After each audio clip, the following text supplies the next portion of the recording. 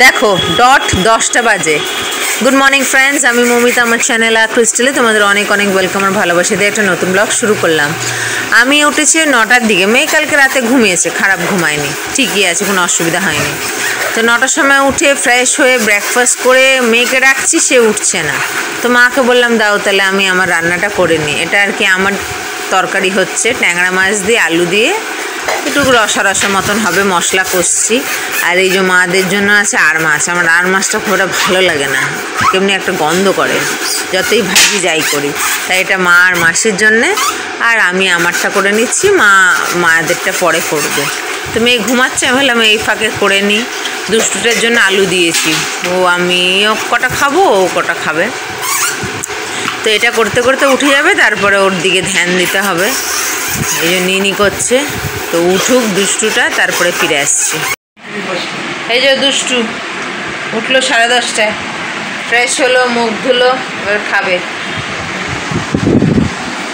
10:30টার পরে উঠেছে, ওই 35-40। এই যে আজ বার করেছি স্লাইস চিজ আর ব্রেড। বিছনাপত্র সব পড়ে রয়েছে, গুছাতে হবে, খেয়ে নিই। মুখ দে। 12টা 10। এদিকে মায়ের রান্না বান্না হয়ে গেছে, এদিকে গ্যাস পুষছে, ঘর মুছবে, এদিকে বাসন মাজা হচ্ছে। আর এই যে দুষ্টু এখানে লটর পটর খাচ্ছে।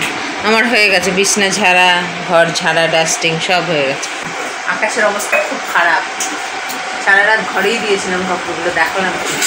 আবার ঝাড়াঝুড়ি করছিলাম বলে ওখানে দিয়েছি, কালো হয়ে রয়েছে, যে কোনো টাইমে হতে পারে। এই সমস্ত কাজ সেরে উঠলাম। ও উঠলো, ওকে ফ্রেশ করিয়ে ব্রেকফাস্ট করিয়ে ছটফট করে কাজগুলোকে সেরে নিলাম। এবারে ঘর ঘর দিয়ে হলে স্নান করবো।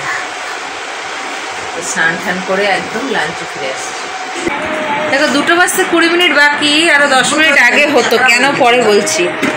ভাত, এই যে ট্যাংরা মাছের আলু দিয়ে রসা, আর এই যে আর মাছ দিয়ে লাউ আলু দিয়ে ধনে পাতা দিয়ে তরকারি।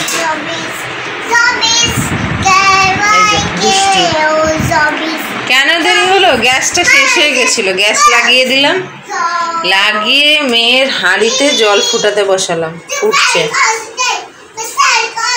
হাঁড়ি ধুয়ে জল বসালাম, সব হয়ে গেছে। ওর আর কি জলটা বসিয়েছিলাম, হঠাৎ মাসি বলছে দেখ গ্যাস অফ হয়ে গেছে। জলটা মোটামুটি স্নানের মতন হয়েছিল, তো নিয়ে স্নান করিয়ে দিলাম, তারপরে গ্যাসটা লাগালাম। ওর হাঁড়ি ধুয়ে মেজে ফুটাতে বসিয়ে আমি স্নানে গেছিলাম, হয়ে গেছে। কেমন আকাশটা মেঘলা মেঘলা, যাই হোক কাপড় চুপড় দিয়ে এলাম, প্লাস্টিকটা দেওয়াই আছে। এবারে বসছি, অল্প করেই খাওয়াবো কারণ বেলা করে উঠেছি। ঠিক আছে বসি। মেয়ে উঠলো সন্ধ্যে 6টার দিকে, উঠতে ফ্রেশ করিয়ে দিলাম, তখন কিছু খেলো না, পরে খেলো, লেস খেয়েছে আজকে। তো আমরা ঘরের মধ্যে ছিলাম, আর তখন দেখছি বাজনা আসছে, তো দেখছি ঠাকুর আসছে। এটা আমাদের এই পাড়ার থেকে একটু এগিয়ে গিয়ে, আগে আমাদের পাড়া থেকে অনেক বড় বড় ঠাকুর যেত, সে 15-16টা করে 20টা করে গেট দিয়ে নিয়ে যেত, ব্যান্ড পার্টি বাজনা দিয়ে। এখন এই বট গাছটার জন্য আর যায় না, এই বট গাছটা এত বড় হয়ে গেছে, আটকায় ঠাকুর, বড় বড় ঠাকুর না এখানে আটকায়, ওই জন্য আর এই রাস্তা থেকে নিয়ে যায় না, সব ওই দিক দিয়ে ঘুরিয়ে নিয়ে যায়। এটা ছোট ঠাকুর তো, তাই এই দিক দিয়ে নিয়ে যাচ্ছে। তো টুকটাক আমরা দেখি। এমনি আমাদের এই রাস্তাটা এমন জায়গায় বাড়িটা যে সমস্ত কিছু দেখা যায়, A to Z, সব রকমের পরবেরই সব কিছু দেখা যায়। আর কিছুদিন পর তো ছট পুজো হবে, সেটাও দেখাবো। সেটা হয়তো অনেকে শুনেছো কিন্তু কোনো দিন দেখোনি, এবারে দেখাবো। এই যে দেখো ঠাকুরটা ছোট্ট খাট্ট বলে এখান থেকে নিয়ে যেতে সুবিধা হয়, নাহলে বড় বড় ঠাকুর না নিয়ে যাওয়া যায় না। তো এইবারে এই একটাই গেল এখান থেকে। দেখো 10:30টা বাজেনি, খাওয়া দাওয়া হয়ে গেছে। একটু কী বেঁচেছে ঢুকাতে হবে ফ্রিজে।